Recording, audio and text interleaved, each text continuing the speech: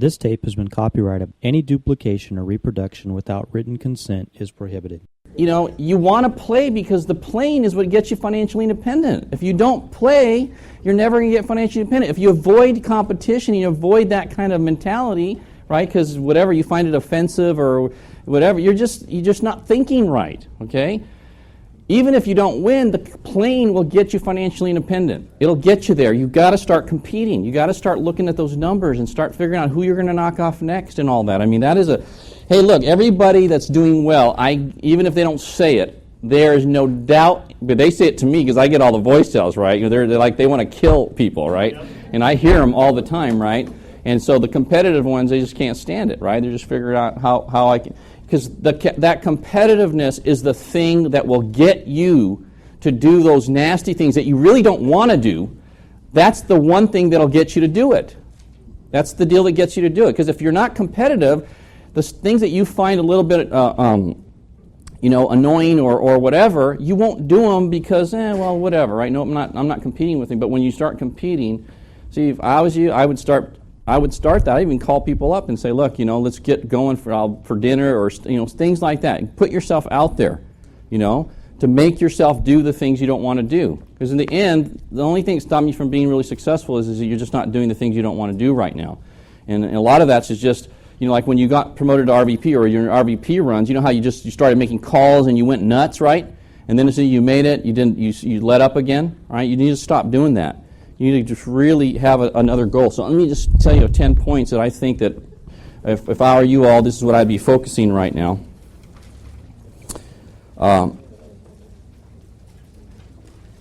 Since recruiting is way up right now, I think training should be geared, all your training should be geared in your base shops for people that are 12 months or less in the business, okay?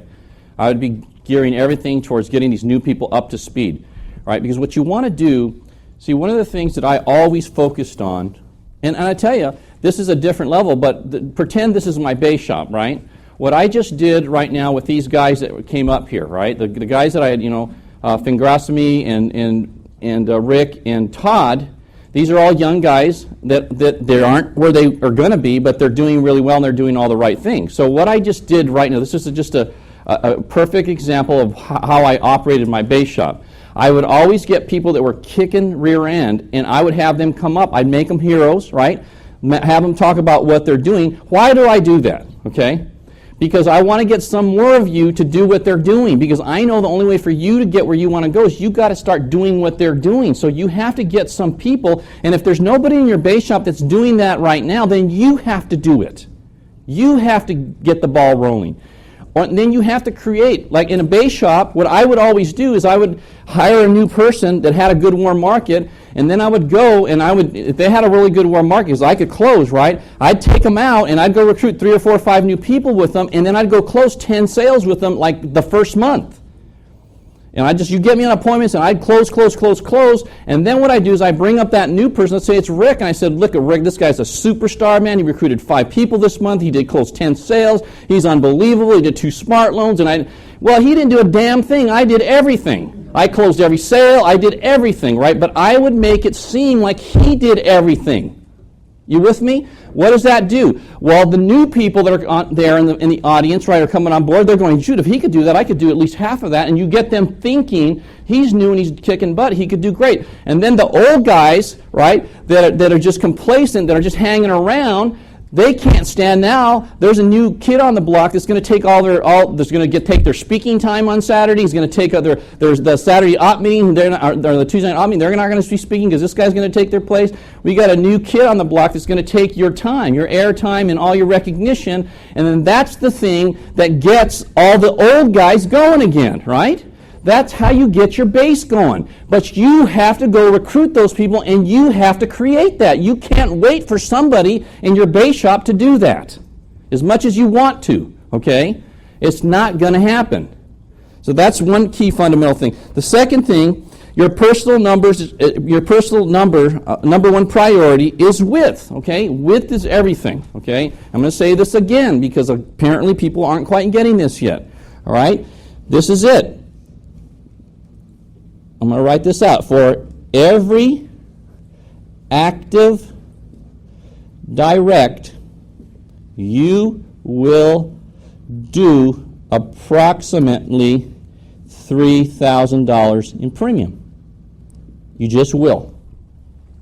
That is a lot. I don't care if you're in Southern California, Northern California, if you're in St. Louis, you're in New York, you're in New Jersey, you're in Florida. I don't care where you are, okay? This is a Primerica law, all right? It is. It's a law. It's just the way it is. Like last month, okay? Alonzo, what did you do last month? 45, 50,000? About 50. And how many directs did you have that closed the sale last month, you think? Approximately. Probably about 10. About 10. Okay, so you're doing higher because you personally do a lot of business. So he's doing 5,000 about. Okay, that's really high. That's not normal. All right? But if I asked, Kurt, what did you do last month? 17 and? Yeah, 5 or 6. 6 times 3 is 18. There you go. Okay. George, what did you do last month? About 30. And how many? We had about 11. There you go. 11 times 3 is 33. It's just a little bit under. It's give or take. I'm telling you, it's just the way it is. It always has been, ever since I started, and it always will be, okay? If you know this to be true, and you buy into it, and you believe it, okay? And if you don't believe it, it's like gravity. It doesn't matter if you believe in it or not. It is real, all right? And if you jump off a building, you're probably going to get hurt because you're going to fall, all right? This is for sure, slam dunk, every time, always the same. Right around $3,000, all right? So if that's the case, if we know this to be true, what should be our number one priority? Because all you have to do, if I want a $30,000 base shop, I need 10 active. What do I mean? 1 or more sales per month. That's what I want. If I want a $100,000 base shop, what do I need to do? About 33. Right? Now, you might say, well, I did 100, but I only had 25. You can do that once in a while. A big push, big contest is happening. Everybody's trying to go to Hawaii, and you may do more than that occasionally. All right? But over time, you won't. And if you want a solid $100,000 base shop, you need about 30 to 35 directs that are not that they're coded, that are producing, that are writing 1 or more sales. If I were you, okay, and I wanted to get wealthy here, this would be what I would devote 90% of every minute of every day to right here. This is what I would be thinking about, talking about, focusing on. I would be doing it myself. I would be talking to everybody in my base shop to be doing that. I would be explaining how to do it. I would teach how to prospect. I would be prospecting. I would coach how to prospect. I would teach how to get the recruits. I would teach them how to get in the field. I would be doing this. That's all I would be doing. Because everything else you want to have happen in your business is going to come from that. Every other good thing, a lot of smart, a lot of securities, a lot of recognition, promotions, everything, right, is going to come from that. Don't you want all your people in your base shop focused on that? Huh? Okay, so where does that start? It starts with you. It starts with you. Folks, it's just such a simple business. It's incredible. It's so simple. And it's really not even that difficult anymore. You know that. I mean, Martin, you just recruited, was that last night you recruited that guy? What did you tell him? I basically just went over the 6-page and I said, based on what you know now, what will prevent you from giving this a shot? And this guy's, how much are they making combined, the family? 132 grand, right? Sharp, that's a great couple, right? Yeah. They're winners. Okay, and what did he say? He said nothing. And then you said what? I said, okay, we have 2 requirements. First of all, you can't be a felon. Right. And number 2, you have to invest in your own license. How would you like to take care of that, check or credit card? He said check. I said, okay, great. And get out to Primerica clients. then what did you do next? Then I got his 25 name list. Mm-hmm. Taught him how to set appointments. It was already 10:30. Yeah. So I told him I'd get together with him today. Okay, but you did get the 25 list? Yes. Right. Addresses, phone numbers, qualified the list, everything. Jay Clester, where are you at? Right here. How important is a 25 list? It's changed my business. Yeah? Totally, right? You can control your business now, right? Control my schedule. Right. Control my time. If they're not going to make appointments, you make them. That's right? That top 25 list, man, you're sitting down with somebody, that is not negotiable. That is mandatory. No excuses. If they don't give it to me, we're not going forward. No chance. Because I don't have anywhere to go. Because the overwhelming probability is if I recruit this new person, I'm not going to see him 30 or 60 days from now. Right? Is that the reality of our business? Right. We're not going to see him. Okay? Look at your coding ratios, guys. Just look at them. You recruit 10, you're probably coding 3, maybe. That means 7 people, they're in the witness protection program, right? They're gone. Okay? So if 7 are gone, but see, if I recruit 10 and I get a 25 list from those 7 that don't ever show up again, right? I got 7 times, I don't know what that number is, but it's a lot, right? It's like 150. Is that what it is? 175 names? 175 names is what it is. Right now I've got 175 names, and if I'm really smart, I get them to postscript all these letters for me, and I never have a problem. I never have to cold call. I never have to do anything but send those letters out, make the calls, and if I've got 150 names or whatever the number is, and I'm halfway decent, and these people have halfway amount of credibility, I can set appointments coming out of my ears, right? And I never have a lack of people to see, and if they don't show up, now I'm in their warm market, and I'm recruiting directs in their warm market. You see that? That's how I built my business, like that. It's so easy. It's a piece of cake, and I never. People always say, "Well, I'm in a cold market. What do I do in a cold market? How do I get?" I don't know. I ask somebody. I don't have any idea. I don't know what to do in that market. I don't even want to know. It's just way too much work. It's too much abuse. Okay, to be in that market. I never did that. 3, be the best at everything. This is a really important thing. Okay. Some of you are you're very good at one thing or another, but you're not good at everything, okay? Well, you're in a business right now that everything pays very well. Smart pays really well, securities pays really well, and life business pays very well. All of them pay well, okay? Now, if you were a smart business person, all right, this is what you would do. You would take whatever time is necessary to master every phase of the business. You would master smart, you would master securities, you would master the life, you would master the recruiting, you would master everything, okay? Because this is the reason why it's so important for you to master. Number 1, if you don't master each area yourself, not some key guy in your base shop master it, okay? You personally master it. If you don't master it, your people, okay, are not going to. This is what people are basically lazy. Have you figured that out yet? Okay? That's what people basically are. They're lazy, all right?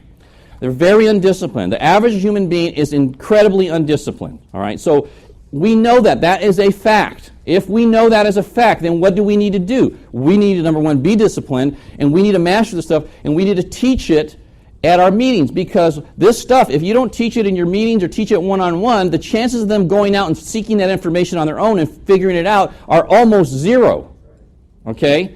So if I want to ensure that when I do my Saturday training or my one-on-one training that I'm able to teach every phase of the business, so that at a minimum, because even though I say buy these tapes, they get them, they listen to them once, and that's it, right? Okay, or I tell them to read a book, they get the book, and they read the first chapter, and then the book has cobwebs on it, a little while later, right? Whatever. But if I have it down and I'm constantly teaching this stuff at every meeting, right, I'm making sure at a minimum they're getting a minimum amount of information that they could go out and have some success. If they can have some success, right, then the probability of them staying in the business increases. Would you agree with that? Because if they have some success, they're going to make money. If they make money, they're going to stay around, and hopefully I can get them into really, really working on themselves at some point. But if I don't master everything and I'm not a good teacher, then I'm not going to get them hanging in there, because they're probably not going to do it on their own, because people basically aren't disciplined. It's not that they're not any good. They just to really be successful in anything, you have to be highly disciplined. That's just a fact, all right? You think Lance Armstrong is a pretty disciplined individual? Whoa! He won a Tour de France 3 years in a row, folks. You know how hard it is to win it once? Hey, has anybody ever been on that Tour de France route? Anybody ever done that? I went on a motorcycle trip last year, and we started in France, in Nice, and went all the way to Germany on the route that they do the Tour de France on. We didn't do the whole thing, but we did about 1,200 miles, because it's like 20. Is it 20-some hundred miles or something like that? Huh? It's 3,000 miles. It's a long ways, but we did 1,200 miles of the Tour de France through the Swiss Alps, through the Italian Alps, through the French Alps. I got so tired on the motorcycle, okay? Imagine riding a bike. You can't even imagine how steep and hairpin curves. It's unbelievable that anybody could do it. He did it 3 years in a row, coming off of cancer, testicular cancer, right? Think about that. That's amazing. And he probably will do it again. How does he do that? Because it's how hard he works in the off season preparing for that makes that happen. That's what it is. Well, he's highly disciplined. There are not a lot of people like that. But the thing that I found is all the goodies go to the highly disciplined. You want all the goodies? You better learn how to get a little more disciplined. Okay? That's important. Okay. So be the best at everything. Make a commitment to do that. And talk about that with your guys, with your gals. Talk about being the best at learning everything, at getting stuff down. 4, accountability. Call that thing that you did, Rick, that's awesome. That accountability thing you have with the having them fax that in, right? Right away, you know what happens when you start doing that? You immediately see who's serious and who's not. Immediately, right? Because a lot of you are spending a lot of time with people that aren't coachable and aren't serious, right? And if you have them do a simple thing like track that, which how long is that on a daily basis, that cannot take more than 5 minutes to track that. It can't take more than 5 minutes to say, I called this many people, I did this. It's 5 minutes a day, okay? So if somebody can't do something that takes 5 minutes a day, and you not give it to it once a week, why would you be spending a lot of personal time? You just have them plug them into your meetings and stuff. The ones that really plug in and really do that, and you let them know up front. Look, I'm going to gauge how much time and energy I invest in you based on how much you follow this routine that we have going here. If I don't see you following, if I see you not sending this in and stuff, then that's going to dictate whether I see you're really serious or not, and whether I'm going to spend a lot of time with you or not. So you're going to determine how much energy I spend on you. Okay, you're going to determine that. So you get them knowing that that's a highly important exercise, right? Plus what it does, it gets you to be really, really honest about what your team is doing and what kind of business you really have, right? A lot of you don't want to see that because you don't want to confront it, okay?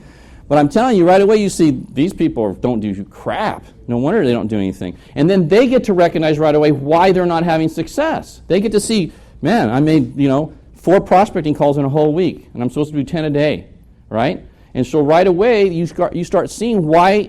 Because look, I used to say this all the time. If you would show me your address book or your Palm Pilot, and I could take a look at your activity every day for the last week or 2 weeks or month, I could tell you exactly why you are where you're at. Right? It's simple, easy to see that.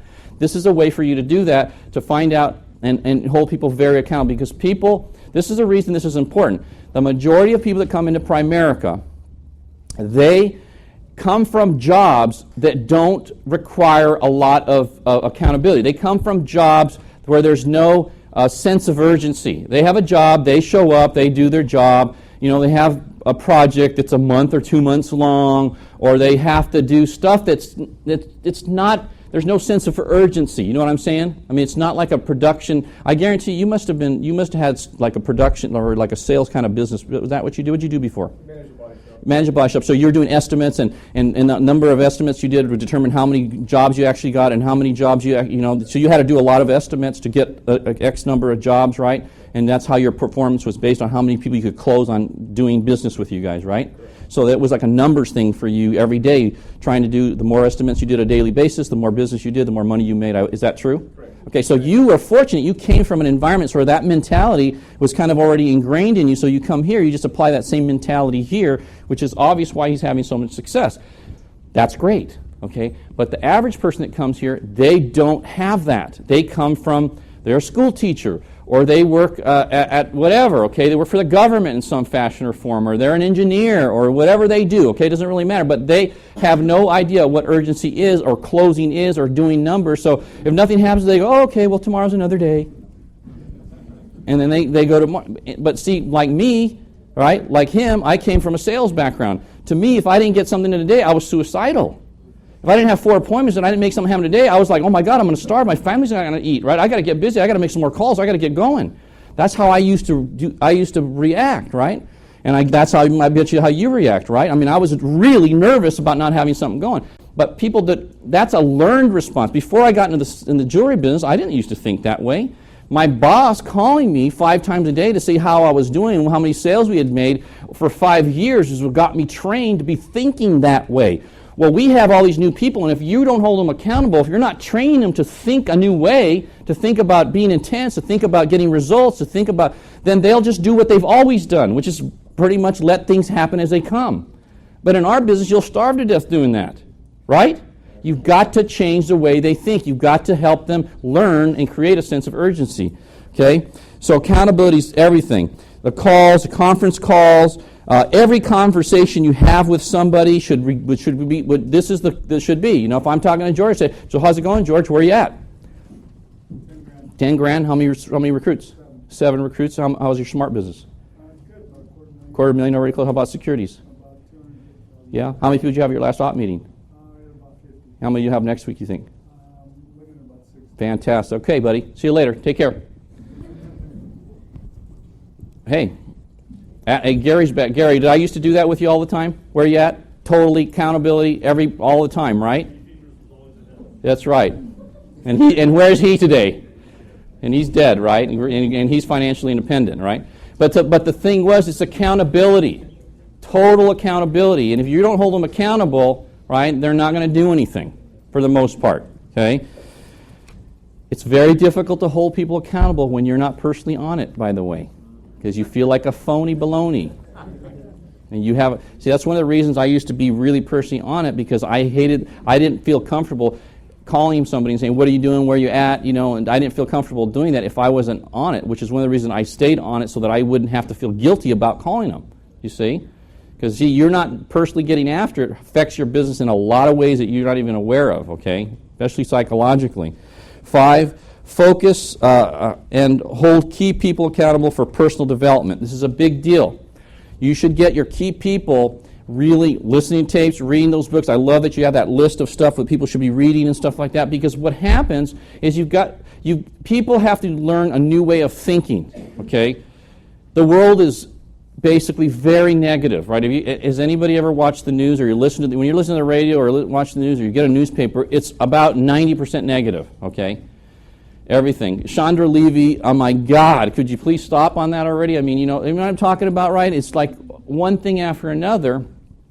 And so you don't want people thinking about those things. You want people thinking about how they can grow, how they can get better, how to think like a leader, how to close transactions, how to bounce back from adversity, all these things that, usually don't really learn from your parents, unfortunately, right? These are things you have to learn through people that have gone through those things, through books and stuff like that, or tapes or whatever. Very important. You personally have a thing where you're getting better, and that you hold your key people, because, look, how they grow, our business is only as good as our people, right? It's only as good as the people you have. And if they're not growing mentally, if they're not growing in every way, then you know what? Your business probably ain't going to grow, because they're not going to attract the right people. And because if you think about Maxwell's law of the lid, right? I mean, that is a clear example of why we don't, if we're not, you want to get to a 10, right? That's the ultimate, right? You want to be there and work like crazy, because as you get better, you kind of, hey folks, why are these people calling me that are doing very well? Well, because I have my lid is high. It just is. It's high, so these people, they're not going to go to somebody that's a 2 or a 3, right? They're going to go to somebody that has a little bit higher level of leadership skill or whatever, so that they can see that this person has value that can help me grow my business. They're just going to do that. And that's important. That's why it's important for you to grow. If you want to have a great business, you've got to grow. You have to. 6, train 90% of the time using role play. This is a big, big deal, okay? Role play, everyone...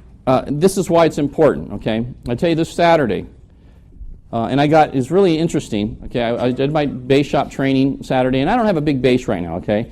Base did 22 grand or something like last month, okay?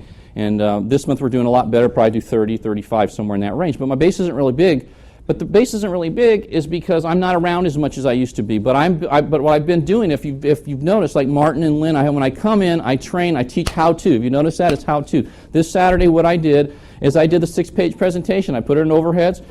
I had a couple sit right here. I had my new trainee right here, sitting right here, and I did the 6-page presentation just like if they are on an appointment with me in somebody's home. Okay? It was role play. I didn't talk about how you should do it. I actually had them right here, and I did the role play, and you know what? They asked all the same objections and questions and stuff, and I overcame them in front of everybody. So what I had effectively, I had like 40 or 50 people at an appointment with me, right? So that's the best way. You should do 90% of all your training if you want to train smart. If you're going to teach people how to do smart, don't just teach them how smart works. Have a couple up there and go through the whole closing process, how to close a smart loan, with a client there and a trainee there.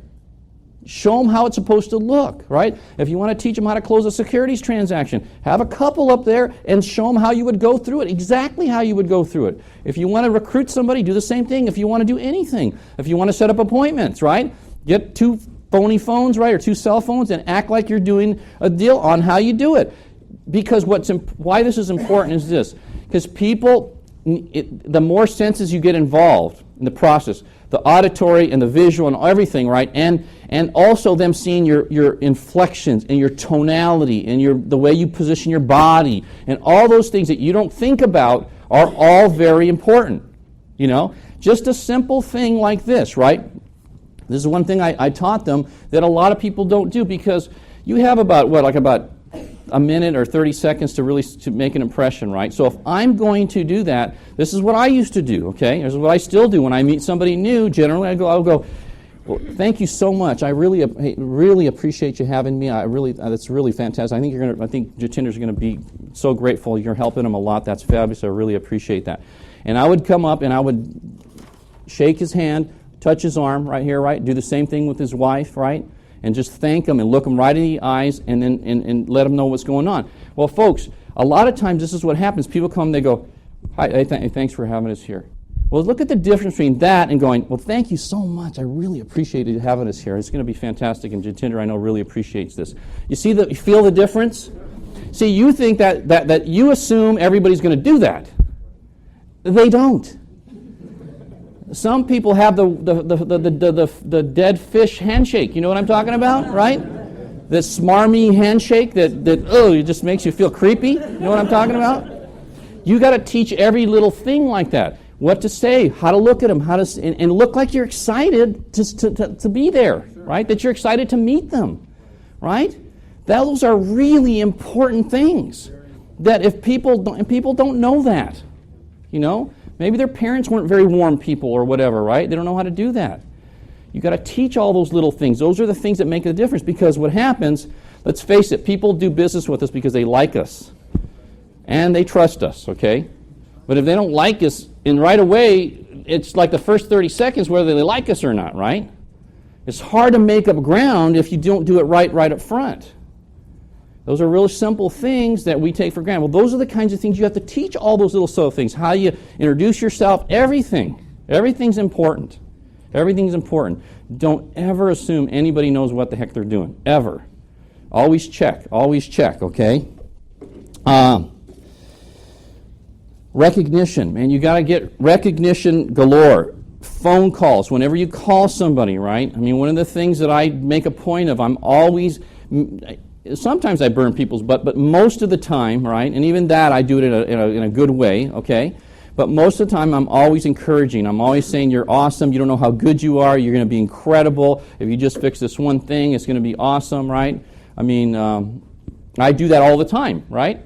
And I'll tell you where I think you're deficient, but I'll also say you're so good at this. If you just get this part fixed, you're going to be phenomenal. And I'll tell you that, right? Because my goal is to help you do better and grow. I'm not saying that for an exercise. There's a reason behind that. But you recognize people every time you on the telephone with somebody, you talk to somebody, every time you do a voice tell, every time you meet somebody face to face, your goal should be to have those people go away feeling better about themselves than they did before you had that interaction. Okay, that should be a number one priority. Okay? Should be thinking about it, how to do it, what to say, how to make them feel that way. One of the reasons some of you don't attract a lot of people and grow is people don't feel special around you. A perfect example is this. Look, my daughter has a dog. It's a pug. It's the cutest dog ever. I mean, this dog is undamn believable, right?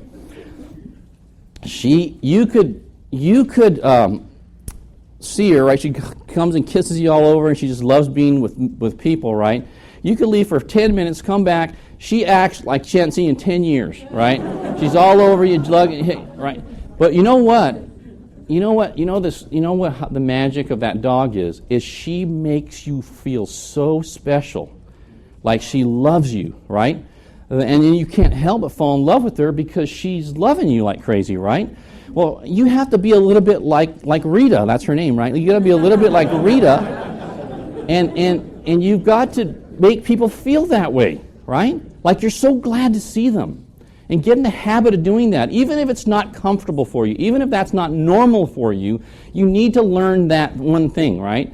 All of us have people in our lives that are like that just, we love being around because when we see them, they just make us feel good, right? That needs to be you. You need to be that person, okay? You should do notes. You should send people notes. Anytime anybody does something that's positive, right? They set up an appointment. They close a sale of any kind. Any behavior that's moving in the right direction, you need to recognize it by a note, a phone call. Or let's say you're in a meeting, you say, this is you recognize, I've mentioned some names here. That's a form of recognition. When I mention your name, right, you feel good, right? Because it's letting people know you're doing well, right? In a meeting, or even if it's just a couple of people, right? I'm introducing. I was talking to Todd, and then Rick came in, and I said, look, this guy's one of the biggest studs guys coming up, and I said a couple of comments, and I made Rick. Right? Did I do that, Todd? Right? I did that right there. Right? I did that. Well, I always do that. Because he's doing great. I want him to feel special. That's part of the deal. Every time somebody's doing anything that's good, let them. And you got to recognize that. Anything that you want to have reproduce, recognize, okay?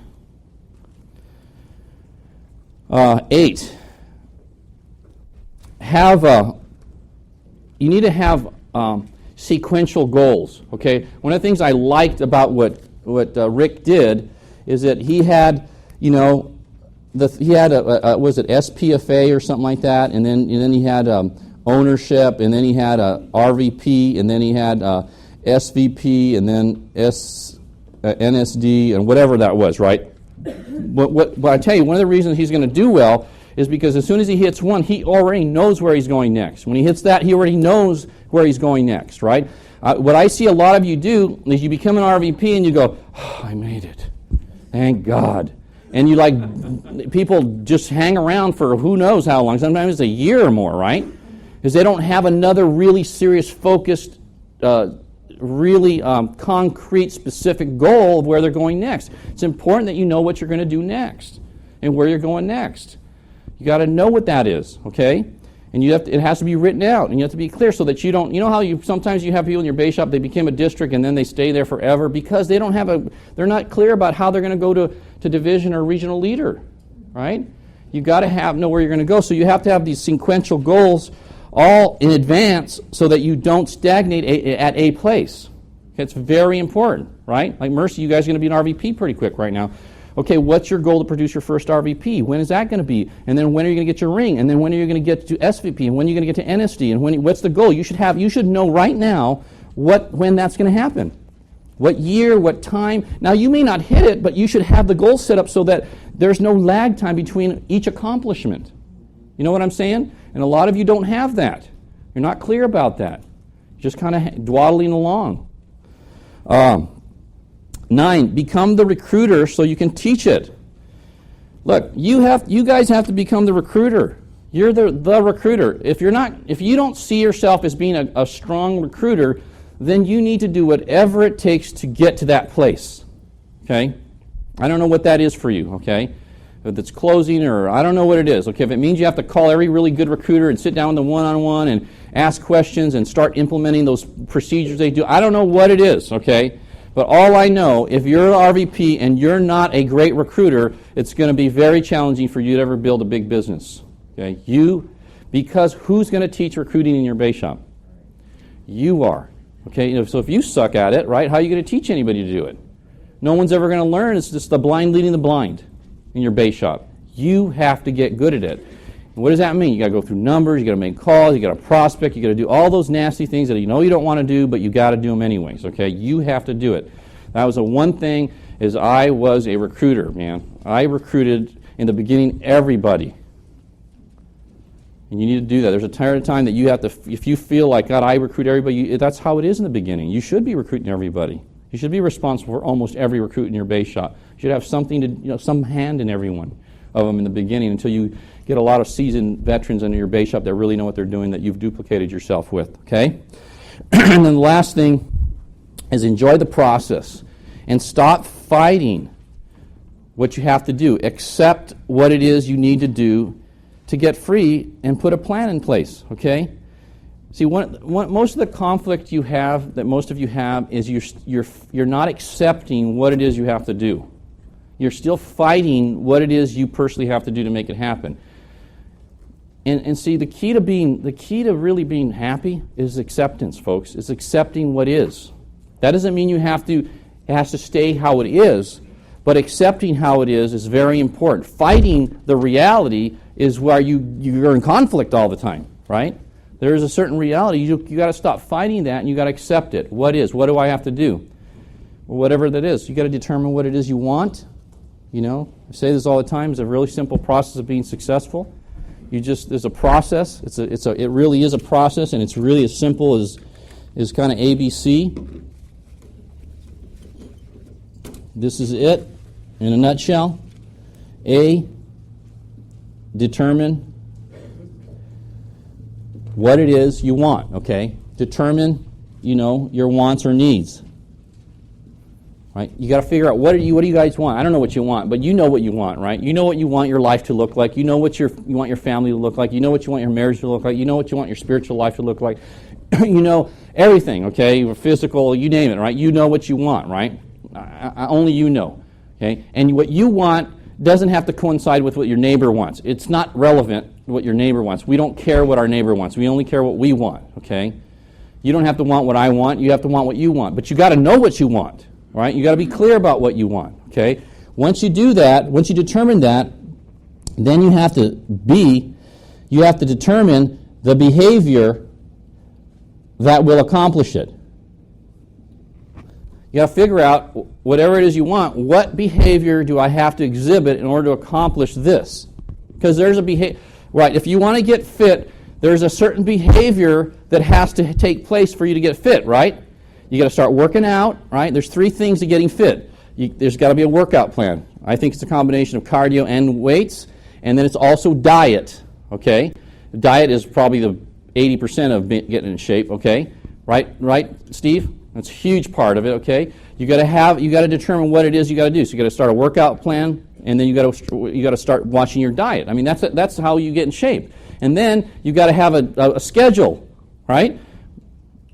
I think Monday through Saturday, and you break it up. Monday you do weights, right? Upper or lower body. Tuesday you do cardio. Wednesday you do weights. Thursday you do cardio. And then Friday you do weights, and then Saturday you do cardio, right? If you want to get in great shape, that's all you have to do. And cardio only has to be 20 minutes, and weights should be 30 to 45 minutes, depending on if it's upper or lower body. And that's really all you need to do to be fit, okay? It's not that complicated. And then you got to have a portion control, have a protein, a starch, and a vegetable, right? And it's got to be proportionate, and you got to follow that every day. And that's it. Okay? So there's a behavior. Once you find out what that is, if you do the behavior, you know what? You'll get in shape. Nothing can stop you from getting in shape. Nothing. It'll just happen over time if you follow that with the discipline. Right? Okay? So there's always a behavior. So now we know that about getting in shape. How about their behavior for building a base? What is it? What's the behavior? There's a certain amount of prospecting that has to take place every day, right? There's follow-up. There's teaching. There's a lot. You know what they are. We've just covered them all, okay? But there's behavior. So what is the behavior? And then you need to determine the behavior, and then you need to have a plan that's consistent. This is a big, big, big word right here, consistent. Some of you think that you have to go do something unbelievable and extraordinary, but you don't. You really don't. I never did anything, I did well, but I didn't do anything crazy, okay? All you have to do is look at my biggest year in my career in my base shop and recruiting was 32 recruits a month. In my whole career, it's the most I ever recruited in a year, 32 recruits a month. 32 recruits a month for a year is like, 370 or something like that, 70-some recruits. That's the biggest year I ever had in recruiting in my base shop. Because some of you think you have to recruit a bazillion people to do a lot. The reason you have to recruit so many people is you do such a crappy job of teaching. That's why you have to recruit so many people. You don't teach anybody anything, so you have to recruit to make up for the lack of teaching. All right? So really, you have to be consistent. What I did that's really kind of the key is didn't do anything extraordinary, but for a 5-year stretch, right, I was unbelievably consistent, right? It wasn't like a year on, a year off, a year on, year off. It was for the whole 5-year stretch without even letting up ever on that, on the consistency. And some months I had better months than others, but I was very consistent. 3 recruits, the 6 sales. I actually did about 10 to 20 sales and probably 10 recruits a month I did for that period of time. That's all I did. And all of you have done that one time or another. Problem is you haven't done it consistently. Okay, you've all done it. It's not that you can't do it. You just haven't done it consistently. And then, really, that's it. And then if you want to get really big, teach all this. Get other people doing it. You can't get anybody doing it unless you're doing it. Right? Like if I was weighing 320 pounds and I was talking to you about body for life, would I have any credibility with you? Huh? I wouldn't have any credibility with you, right? The same thing. So hey, look, man, things are just undamn believable right now. They just are. It's so much fun. I'm having the best time of my life right now. And what's really exciting right now is I'm seeing how, as well as we've done, and we've done really well, our business is growing like crazy. We're way up over last year in every area. I thought we had a bad month. We still did $2.5 million in premium. I think in August we're probably going to do $3 million plus. I think we're going to do maybe 2,000 recruits in the month of August, and I think we're going to do $50 or $60 million in Smart, and I think we're going to do. I think we're going to have just an unbelievable month. I really do. Okay, and I think this is the beginning, just the tip of the iceberg, because a lot of people are really getting good right now.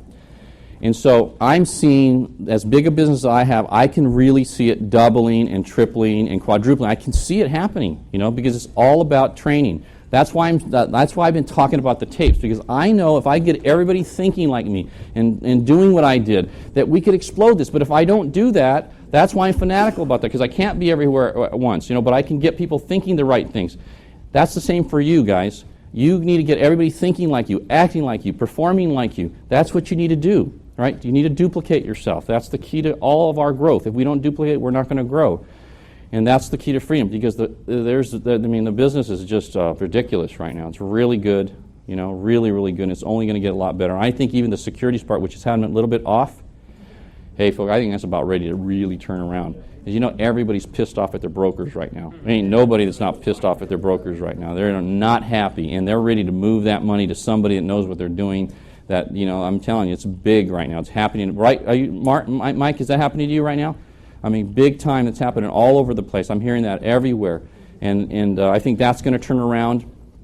And I think, people are just open right now. And there's a lot of good things happening. This Go Solo thing is going to help you with the communication. Some of the things with the online thing, I'm going to meet with you. I'll let you know more about that next month, about some of the things we're going to be able to do, help you recruit more people. I just everything. So, hey, manage yourself. Let's make this thing happen. Let's have a great August, guys. We'll see you at the top. See you tonight. Hey, buddy.